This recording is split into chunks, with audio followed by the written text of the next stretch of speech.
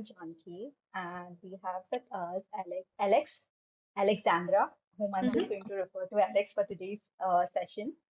And thank you for choosing to spend your time with us. And it means a lot for you to listen to this conversation and being here at this time. This is the second live in the series of Living as Healing, and this is in honor of the Mental Health Awareness Month that has been going on at the moment. To start with the session, Alex had written a beautiful post, I think a couple of days back, and which was about is healing separate from leaving? And I just like to expand a little bit about that since it is very much overlapping with the theme of the series, and it was so beautifully written that I cannot resist myself, Alex, truly. Mhm. Um, you really expanded really well about healing as a process where a living system returns back to its original state. And when we say that, it also means that it has gone through a rupture or a destruction or a split Mhm. for it to come back to its original state. And that was a very nice description of the restoration as a process of coming back to its original state. And we as humans are deeply conditioned in a way that has fractured us. While we come in this world with different sets of expectations and standards that we have to meet, we choose connection and belonging over authentic self-expression, and that really um, fractures us and splits us in different ways. So, Alex, you truly highlighted a very deep underlying human condition that all of us mostly go through all our life, which is the true work of reversing or remembering that what our original state is. Mhm. Yes. Should I take it from here? Yes, sure. You can expand a little bit about, this whole topic of healing is being a part of our living and how human condition has really caused that fracture in us. Yeah, so as I wrote in the article, I do believe that it is the human condition and human nature at this point in life, at this point in our evolution, to experience all of these ruptures. It's no Hmm. one's fault. It's we come into a world that requires certain things of us, and we come in different, and we arrive in specific backgrounds and a set of circumstances, a specific environment. It's all different for each of us. And then on top of that, we all have our own personal makeup. We have our own personality traits and our own the way I like to see it, our own resilience within our systems. So the mix of our own personal makeup combined with the circumstances that we come in can create a certain pattern can kind of help or work towards developing a certain pattern or many different patterns Hmm. of being and existing and relating with the people around us and also with our environment. And I think that when we talk about this rupture, we also can call it trauma nowadays. I mean, in the last decade or so, this has become such a huge topic and really a big word as well that can really hold a lot. And yeah, it's really different for each person. It can be experienced as a the experience itself can be on surface meaningless. It can be an Hmm. experience of not being provided for or not having your emotional needs met Hmm. by your significant caregivers or family people around you, and to the same experience someone else can have a different reaction. Maybe they don't perceive it in the same way. So we all have our own set of experiences that we carry from very early age, and that creates, yeah, the way I like to see it is our nervous system, because we come into the world without cognition is not formed. The Hmm. prefrontal cortex develops way later, so we Hmm. do perceive the world and all of our interactions through the felt sense. And the felt sense is Hmm. I don't remember exactly who coined this term, but you hear a lot about the felt sense Hmm. in the world of somatics, in the world of nervous system work, and so on.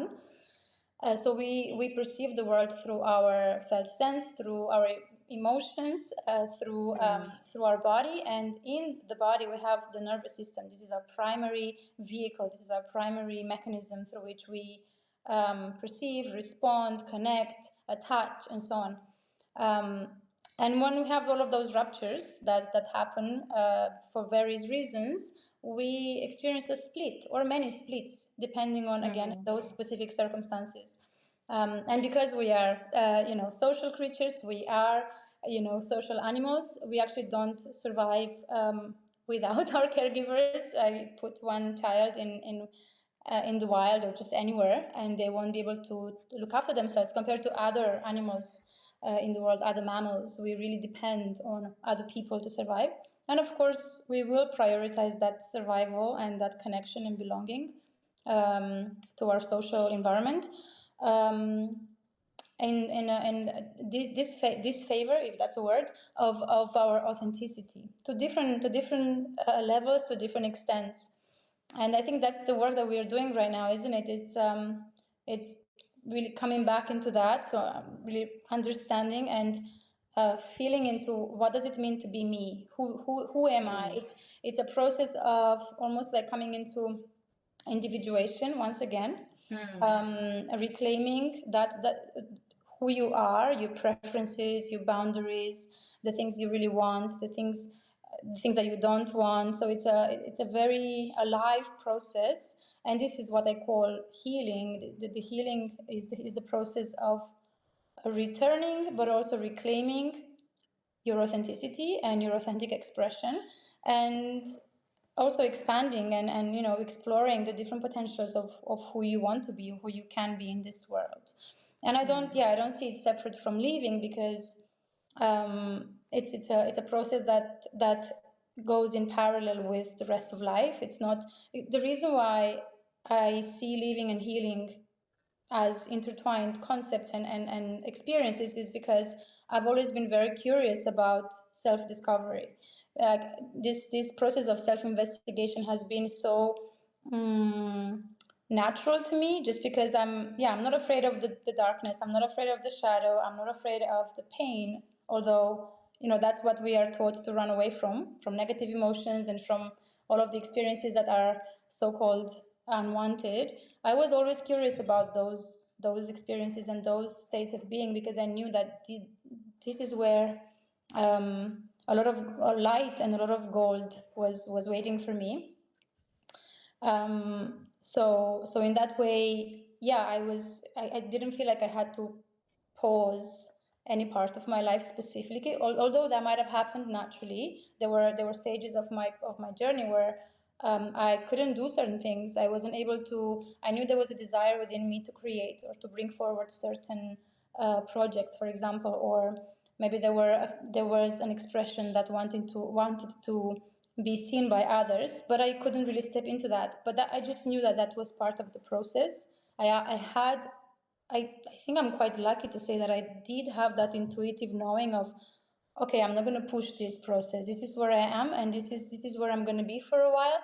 It was quite isolating for some time, because Hmm. we are told if you can't see from the outside progress, whatever we perceive as Hmm. progress, especially in this world where productivity and achievement is really encouraged, progress that is internal is not seen, and it's also very difficult to share that with others when you're in that process of going through all of your experiences, and there is so much movement internally, but it's difficult to share. So I don't know exactly.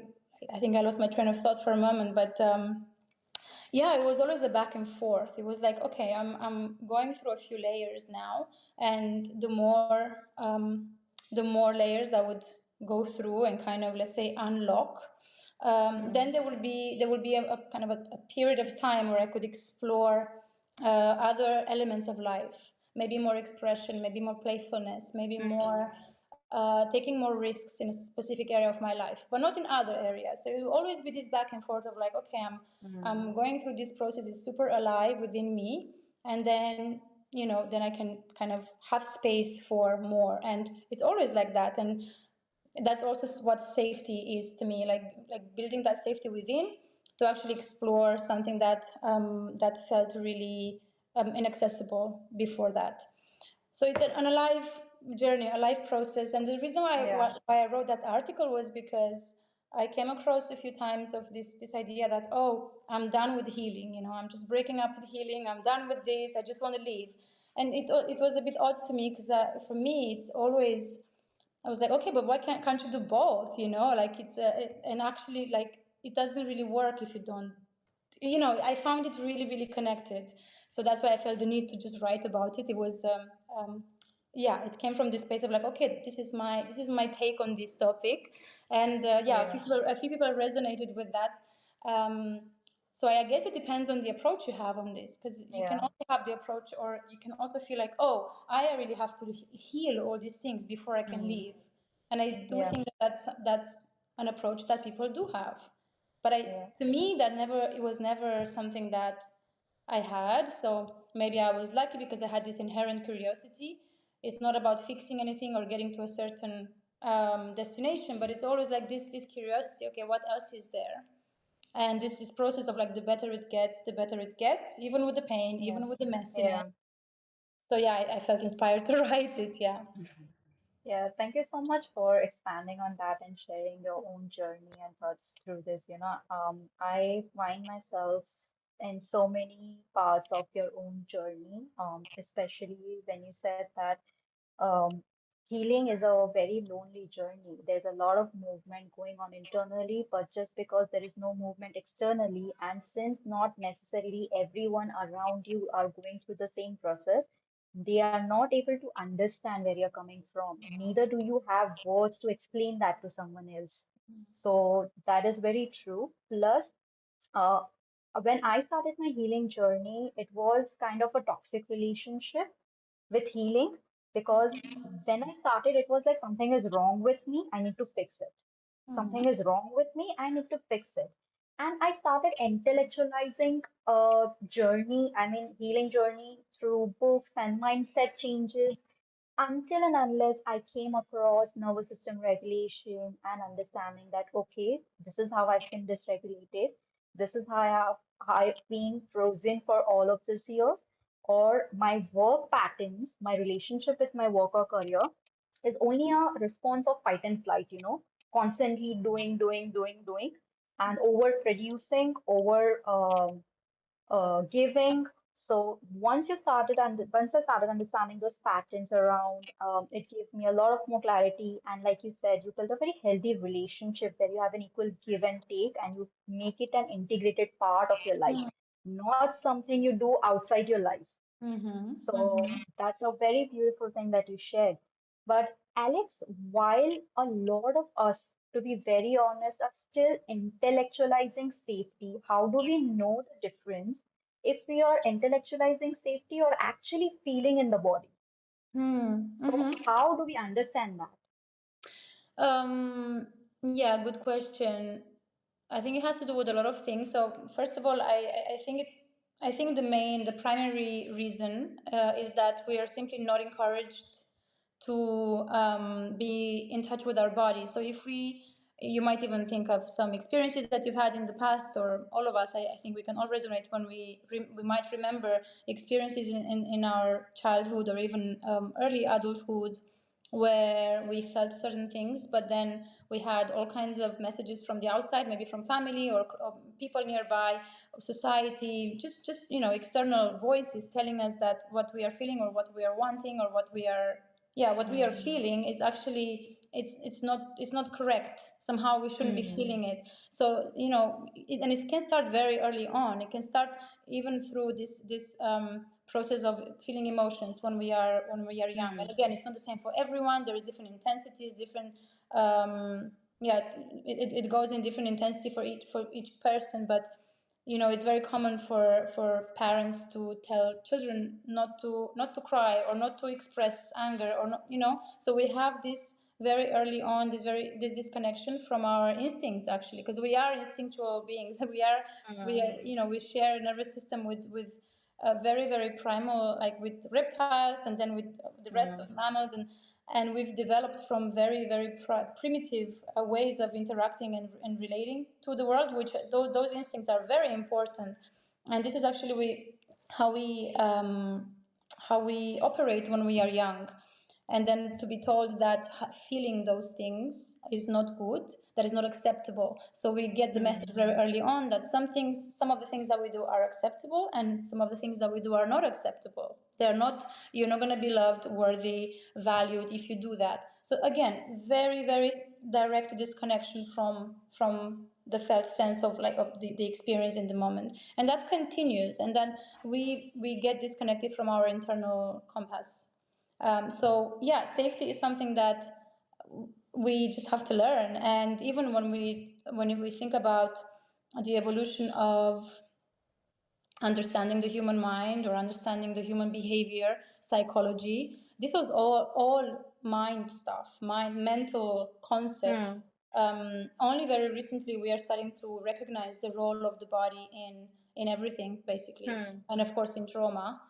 We have all kinds of books that have been written. There's Gabor Mate is one of the pioneers that Yes. has recognized that, and many others. I'm not going to go into details, but what I'm saying is that it's a very recent thing that we are starting to recognize. Whereas Hmm. in the past, if a person had any kinds of dysfunction or dysregulation or Hmm. mental issues, mental diseases, the way we call them, illnesses, they would be categorized as a mind, as a mental condition, Yes. and the body had nothing to do with it. And we would, of course, we would pathologize it, and we would make it into an Hmm. illness rather than a symptom to something else. Hmm. And so this holistic approach was completely missing, and this is why we don't know that. This is why we don't really understand, or we don't know how to feel safe, or we don't even know what safety might feel, just because we Hmm. didn't learn that. I mean, we didn't learn that at any point in our lives. No one taught us that. Hmm. And to be quite fair, we didn't even um, yeah, it wasn't something that we had access to in some way. Again, I'm speaking from my experience. For example, there was a lot of survival energy in my background, in my environment, so there was no time to connect with the people in my life on an emotional level, or to actually feel safe emotionally towards them. It was more about, okay, how do we live life, how do we have everything that we need on the table, and all of those things. And of course, yeah, it might be different for other people. Some people have that sense of safety, Hmm. inherent sense of safety, because probably they received more of the things that they needed, and we actually don't need so much. I read that we need about 30 to 40% of attunement from the people around us, not 100%. So we struggle with a sense of safety and trust just because we don't have the practice to cultivate that. So I think it's just Hmm.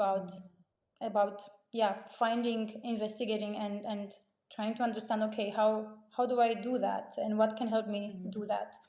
Yes. Yeah, so I don't know if should I maybe offer some ideas on how to go into that, or Yes, I think you can, expand on one or two everyday simple mm, ways of actually feeling rather than intellectualizing, and how to catch yourself wherein you're intellectualizing but not truly feeling embodied safety within yourself. mm-hmm. I think it all happens in the pause. There is a pause between reaction, between feeling and reaction, Hmm. and it's in that pause where you can get to catch what's happening, to catch Hmm. to find the moment to choose a different route. So Hmm. I don't know. Maybe we're talking about. Let's say you're very activated. You're Hmm. activated because of a specific situation, or sometimes it can just happen that you're holding anxiety or holding discomfort within yourself, which many of us do. Actually, we are in a chronic state of anxiety and stress, and it's the topic of safety is quite complex, because depending on how disconnected you are from your body, Hmm. safety might mean something completely different for someone who's very disconnected, as opposed to for someone who's quite in tune. So it might not always be about connecting to your body to feel safe. It might be about reorienting outwards, or Hmm. finding sources of safety in your environment, finding sources of safety that through your senses, through what you can see, through what you can hear, through nature. Nature is a huge nervous system regulator that we Hmm. don't use enough. So that's kind of an external way to connect with a sense of safety and to create that distance between the story of the mind and where you are in the present moment. Another way can be that if you're finding yourself in the mind a lot and intellectualizing your experience, you can again find that separation between thought, which is one channel of perception, and perhaps sensation. So just noticing, rather than staying in this upper realm, just come back into the body and just simply noticing very objectively the sensations in your body and just staying for a moment with the various sensations that are moving through you. And you'll notice that when you do that, sensation also changes. So it's like a wave. It's not static, and it will change and shift into a different sensation. So just tracking, learning how to track objectively without labels what happens in the body. And again, if it becomes uncomfortable, then you can switch your awareness elsewhere, either outwards, or you can switch your awareness towards your breath, or you might use touch. There's plenty of practices and tools that you can use, but I think this sense of safety can be achieved or accessed through this experience of recognizing that you can hold comfort and discomfort at the same time. Mhm. That there is this sense of space, and you can do that. You can see it in life. Like in life, you have experiences where things are going really well and where things are not going well. You can see it in nature where we have this, the seasons, and we have the day and we have the night. So there is always this dance of space and kind of coming back. And in Mm. your own body, you can also find, when you're beginning to track your body, your mind, your awareness will go to the discomfort, because we do have the negativity bias also. So we are always going to go where it feels tense, where we feel tense, where we feel disconnected, where there's discomfort, when there's pain. So that's fine. Recognize that. But then, can you also find a place in your body that is easeful and calm and a bit expansive? So your nervous system learns that, oh, I can feel that and I can also access that. So it's safe for me to move between both. And actually that's what it means to have a nervous system that is responsive. It's responsive to the present current situation, rather than seeking only ease or seeking only Mm. comfort. Yeah. Yeah, so again, very complex answer because it depends on each person. Safety for you will be something different than for me. Safety for me for a long time was really reconnecting to the signals in my body in relation to nutrition, because for a long time I was very disconnected from that and had a very complicated relationship. And safety for me was just to understand what I need in terms of food and to cook myself food and to reconnect with that. So Mm. that is many different ways. And this is actually where we get to expand a little bit even the concept of like what does it mean to be embodied. It's not about Mm. the practice that you do. A practice Mm. can be an entry point, or it can be the moment when you begin to cultivate a relationship with your Mm. body, but then it can also involve the rest of life, rather Yeah. than just the 30 minutes that you do on your Yeah. yoga mat. Yeah. Yeah. I think that was really helpful. And just to add on the top of that, there was a very recent experience of discomfort and where my body did not feel safe. I think I also shared it on Substack on Notes. A very recent interaction with a part of my family that I disconnected with intentionally, that I distanced with intentionally. I had to face them due to a loss of a first cousin of mine, Mm, and as soon as I entered the room, seeing those faces after a long time, my body instantly clenched. It mm, became very tight. And just because I had cultivated this awareness and this knowledge of how my body reacts when it's not safe, it helped me to identify that, okay, my hands were clenched, they were very tight, but I mm, used my breath to bring my awareness back and deepen and slow it down to cultivate that safety that, okay, this reaction might be of the past, but I am safe right now. So I yes. had to constantly tell myself by being in that moment, okay, this discomfort is not going to kill me. Mm, Discomfort is not going to harm me, but it is just a part of life being in it. I was in time regulating myself, sitting in the discomfort, no matter how difficult that was. And truly, I haven't felt so discomforting and in uh, unease in a long, long time. So that was the time that I really understood and realized the embodied sense of safety or trust with myself. That, okay, I can trust myself to be safe.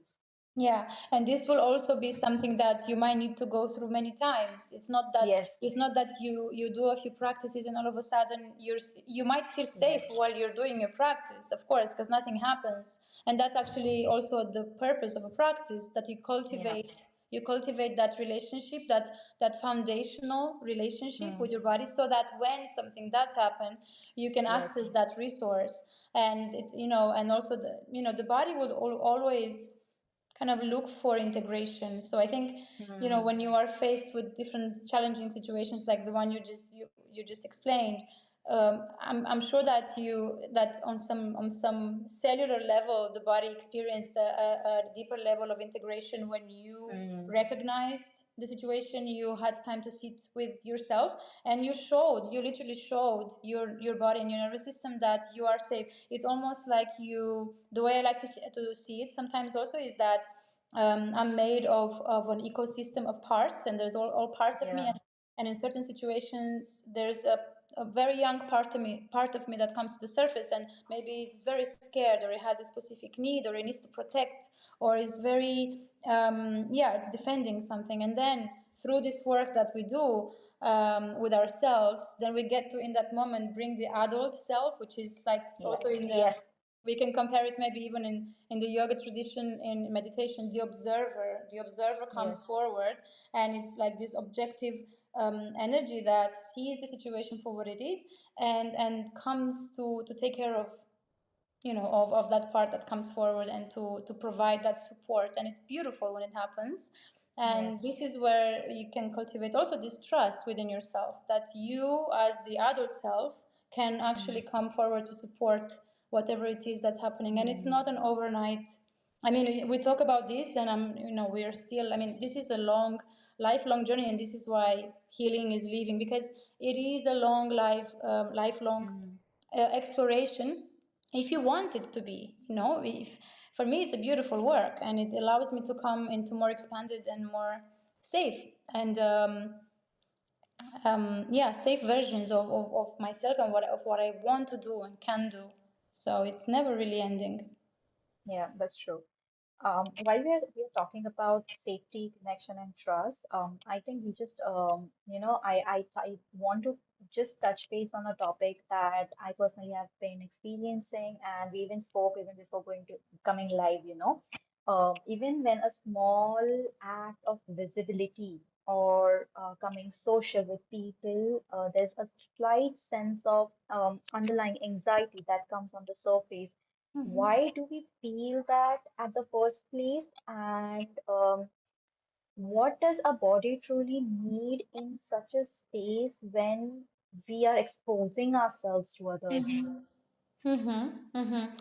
So there's a few things. I will start by saying that a level of nervousness and anxiety when you're doing something that matters to you is normal. Mm, I think it's mm, something that I think it's actually also healthy even to feel mm, a certain level of nervousness. And there's, of course, a fine line between feeling nervous and completely scared and almost wanting to come out of the situation and wanting to run away. That's when you know that maybe you're not ready for it, or maybe you haven't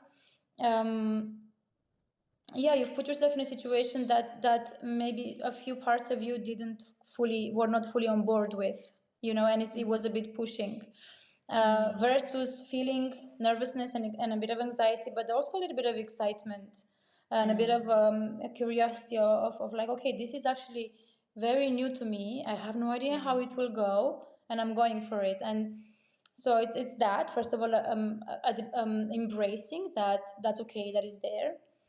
Other than that, it's of course what we were just talking about. It's it might be that expression, or being fully yourself and expressing yourself exactly as you are, was not fully embraced by the people in your life. and when you did it, there was a certain repercussion, or maybe it can be so many different situations. Maybe someone reacted in a specific way where you said too much, or you had a big voice, or you had a big opinion that was not met with encouragement. And then so we learned that, oh, it's not really okay to be seen. Being seen is dangerous because I'll be judged, or I friends will leave me, or people will abandon me. That can Mm, be one reason. That can be something that can be a situation for many of us, again in different intensities. mm, um, yeah, and so I think to be honest, I think it's mainly that. And yeah.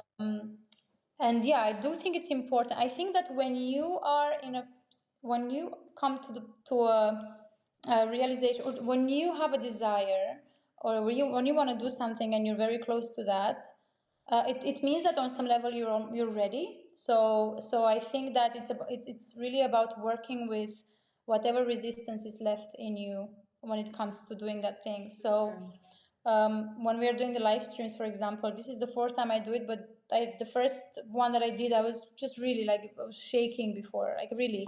And I knew that it would be like that. I knew I wanted to do it.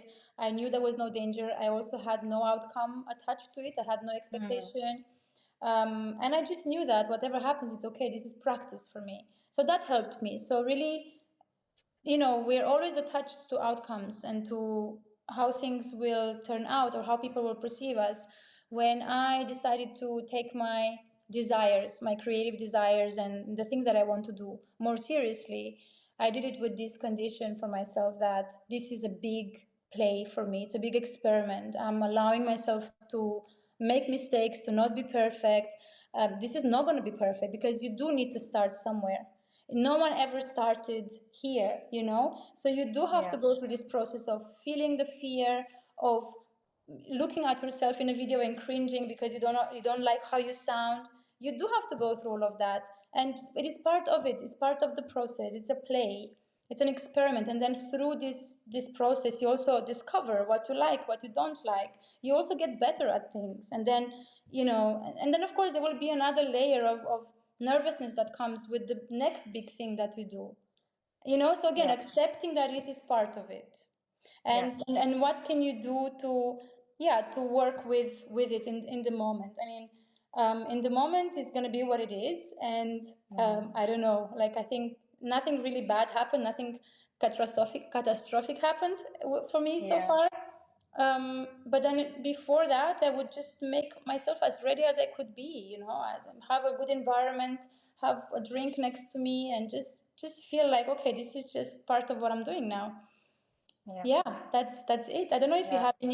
have any suggestions, or any a different perspective on this. I'd love to hear.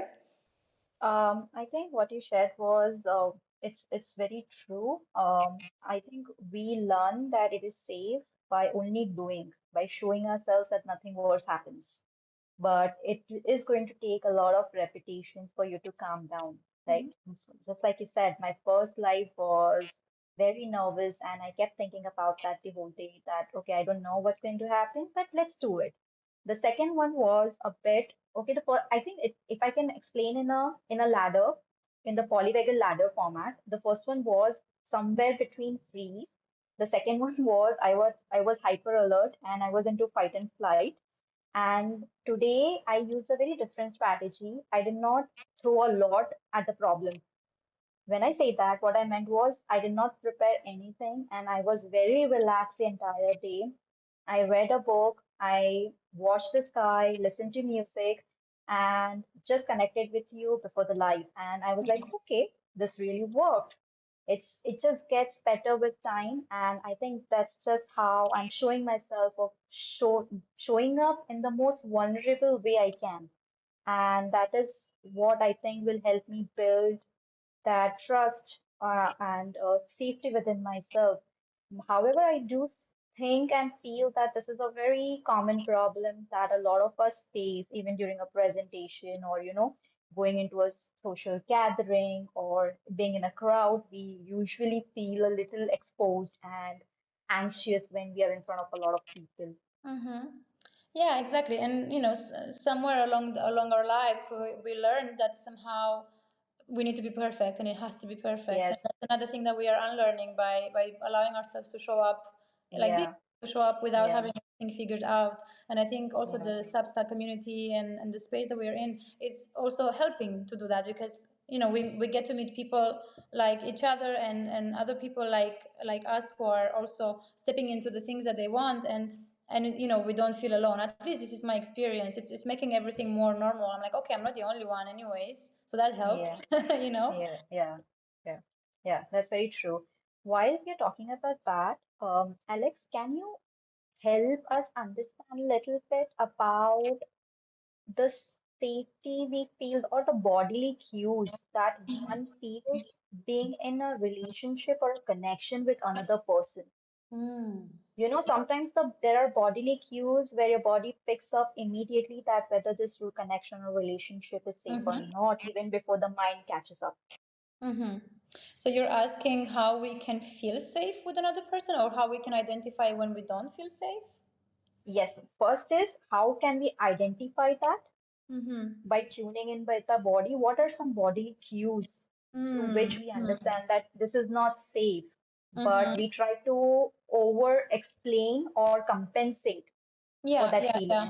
Mm-hmm. So in my experience, the way it shows up for me, it's definitely somewhere here in the pit of my stomach that I feel a clenching. Hmm. It's like a contraction. Hmm. And it's kind of like it's a gut. It's a Hmm. contraction here in this solar plexus and also stomach Hmm. area. And it can be very subtle as well. There's times when it's stronger. There's times when it's more subtle.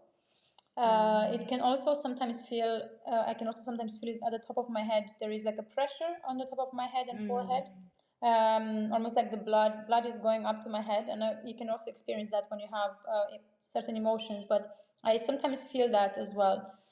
Um, what I will say is that, at least in my experience, this is what I'm actually learning now.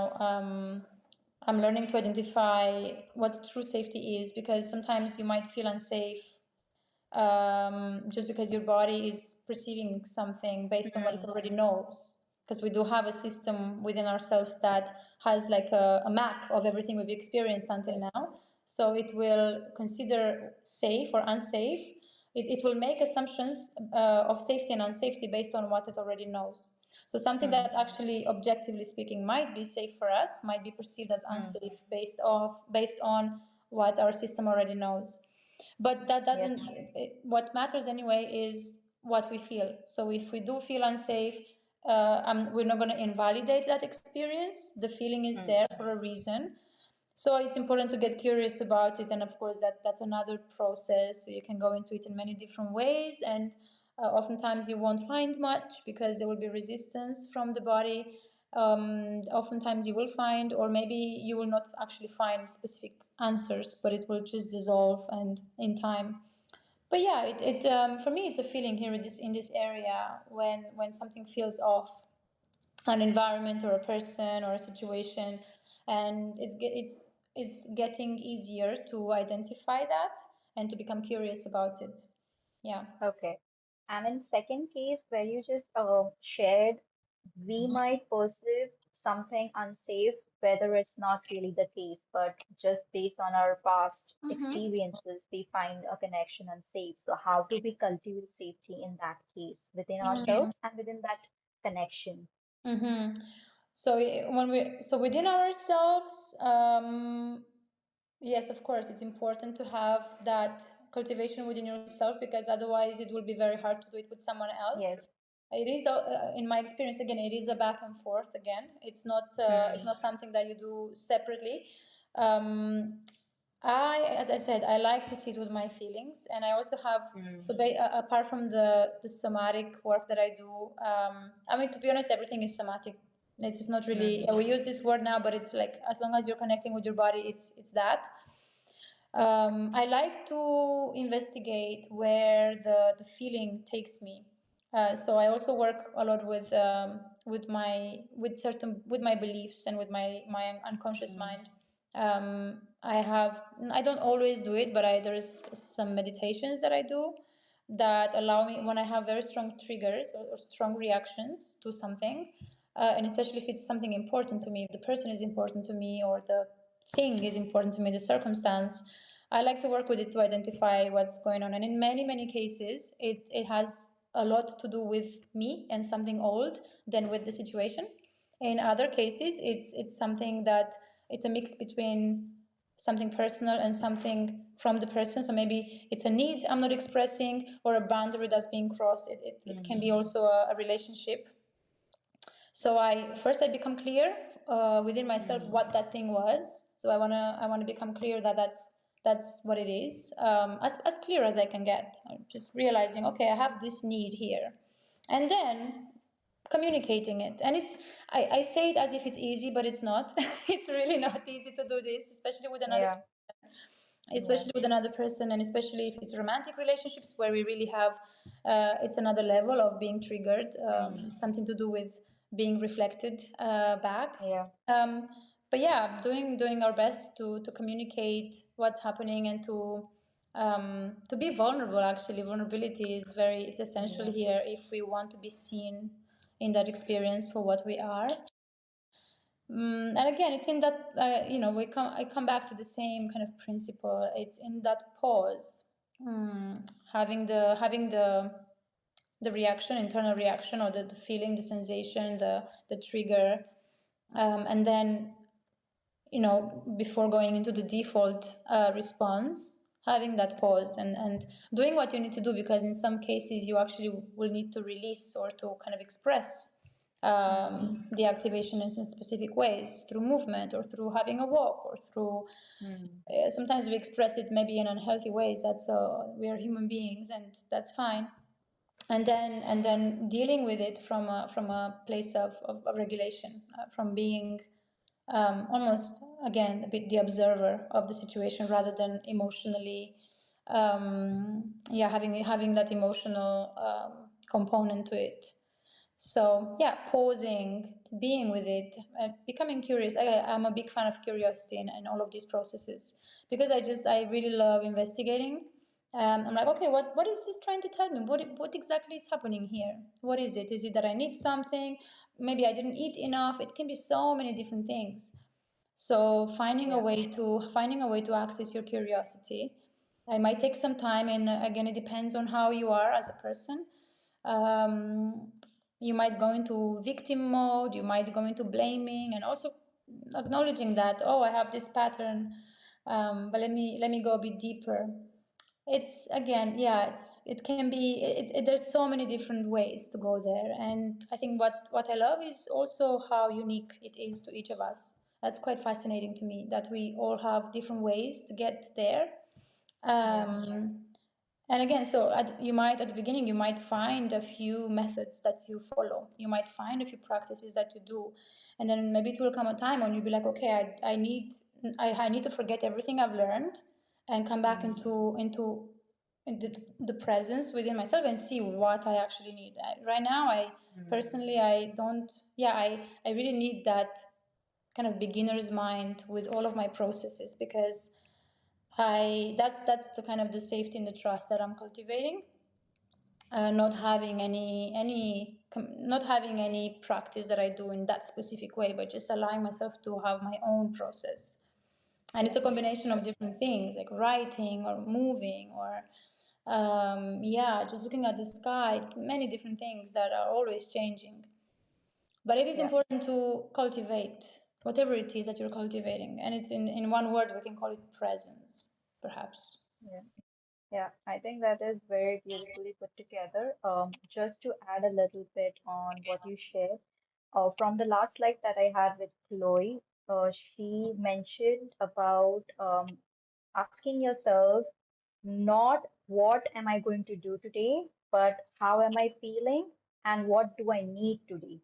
So, like you shared, being intuitive with your practices and keep changing it depending on how you feel. So, that's the way you need to go day by day and not have a fixed, rigid way of approaching healing or integrating things. Mm-hmm. Mm-hmm. And I think we do have a question from Corey, wherein Yeah. you talked about curiosity. So, Hmm. just talking about curiosity, she has asked, how did you cultivate such curiosity? Hmm. Okay, so yeah, this I don't know if I cultivated it because I've always had it. I've been so my main first passion was psychology, and so I was always very curious about the mind and behavior and human nature. This was a big passion for me. So that's why even when I started to acknowledge that I have some patterns, certain things in my life affect kind of dictated a specific trajectory or route. I became aware of like how I've been conditioned essentially and socialized. Even when I became aware of that, and even in that moment, it was, I don't think I yeah it was never from it was never I never rejected parts of me. I never rejected my experience as it was very interesting actually for me, even if it was with pain as well. But it was very interesting for me to discover, wow, this is what can happen. This is how it works. Like when we are little, we are just developing and we absorb everything, and then we hold these beliefs, and then based on those beliefs we get to do these things, and then we create these relationships, and it can all come from this place of like trying to connect and trying to belong. And then but then maybe we learn some things that are not really us.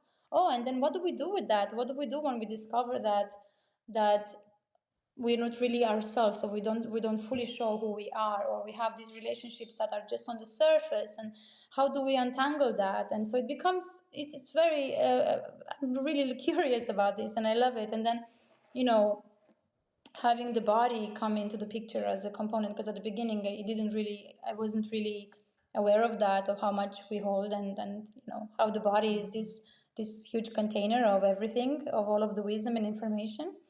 That again, another layer of experimentation. And but then I'm thinking about curiosity, how we can cultivate it. I think when we are looking at this whole journey of healing and personal development and self discovery, call it however you want, it can be worth to see it as a long term thing. It's worth seeing it as this thing that is always going to be with you. It's like it's a hero's journey. It really is the hero's journey. It's a journey of getting to discover more deeper and more complex and more beautiful aspects and layers of you.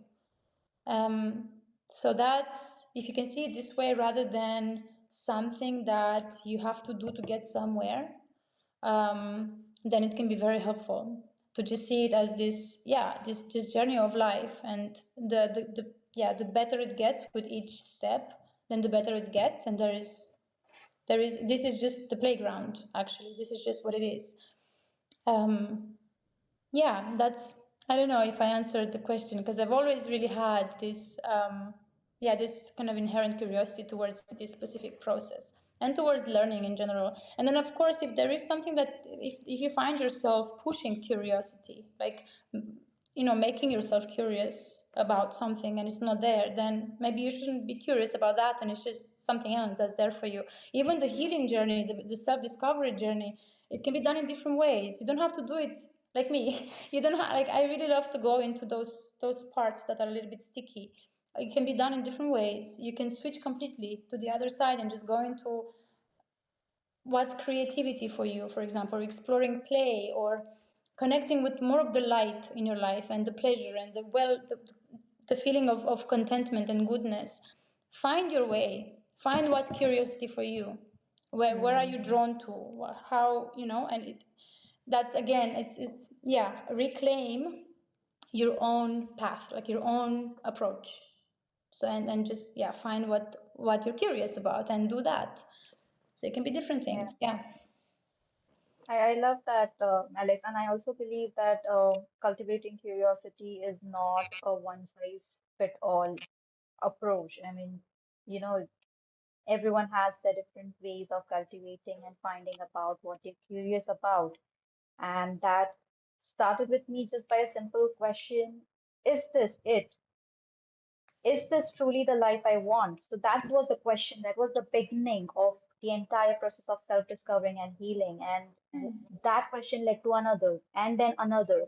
I think it's just the type of questions you are asking to yourself and the way you are that opens a lot more doors, even to find out what do you really like, what are you truly interested in, and who you as a person are.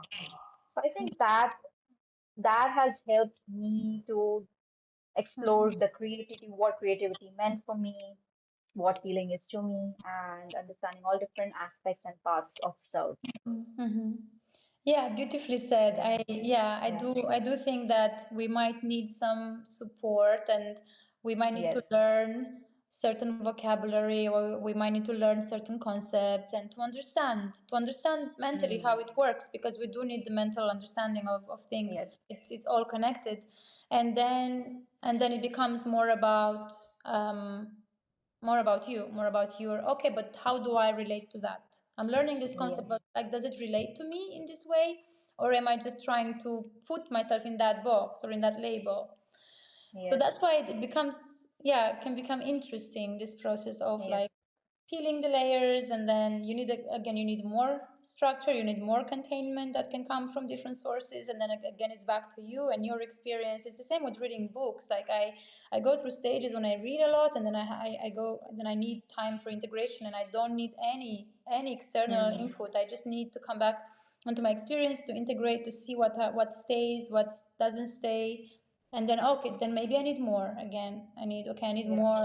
I need to deepen this, and I need more yeah, theory and language and perspective. yeah. So yeah, yeah. Books is a really good way of cultivating curiosity. Sorry. Books is a really good way of cultivating curiosity because that Absolutely. expands your perspective and then that ignites a lot of different, it helps you understand the gaps that you really have in your understanding, and that helps you become more curious to fill those gaps with, Absolutely. yeah, Yeah, I think okay, it does, and I think it starts like that in many people's cases. It starts with yes, reading and finding all the books, and going through all of the spiritual teachings and all of the yes, psychology, and it's like, oh wow, it's amazing to learn all these things. And then you yes, feel like you just know everything, because you just, yeah. And then it's like, oh, it's different when you leave it. Oh, to yeah, put it into yeah, practice is not yes, so. yes, yes. Reading about embodiment is like not the same as doing it. Yes, yeah, absolutely, Yeah. absolutely. I think that's the gap of truly living it and un knowing it intellectually. Yeah, Yeah. absolutely. Okay. Yeah. Thank you so much, Alex, for giving your time, your energy, your magic in the space of sharing all the knowledge that you hold. I think just a last 2 minutes. If anyone has any questions, you can drop in the chat before we close this live session for today. I see something. What a gift. Did you come from a background like this, or is this something you were broken with? I had this, but only with my writing and poetry. I don't know. Yeah, as I said, Corey, I think this curiosity towards the human nature, human condition, and our internal world was always there. But then again, I have many other aspects of life where I have zero curiosity about. So yeah, I'm not curious about everything. Yeah, we have our passions and our curiosities, and yeah. And I also wanted to say thank you so much. I feel like you're a great facilitator and moderator, and have really calming energy. And I thank you so much for the invitation. I feel really really grateful for having the chance to chat, and I'm sure we'll have the chance to, yeah, connect more here Yes. on Substack. Yeah, Yeah, born with. yeah, thank Yeah. you. Thank you so much. Thank you, Anita. Thank you for joining in. Mm, She's dropped a comment. that's nice, Okay, everyone. yes. Thank you, everyone, for joining in. Thank you. Thanks, everyone. If you have any other Okay, questions, we'll definitely be posting this Yes, live on both of our yes, pages, and then we can continue the conversation there if there is yes, a desire for it. absolutely. Yeah. Okay. Thank you. Thank you. Bye bye. Bye.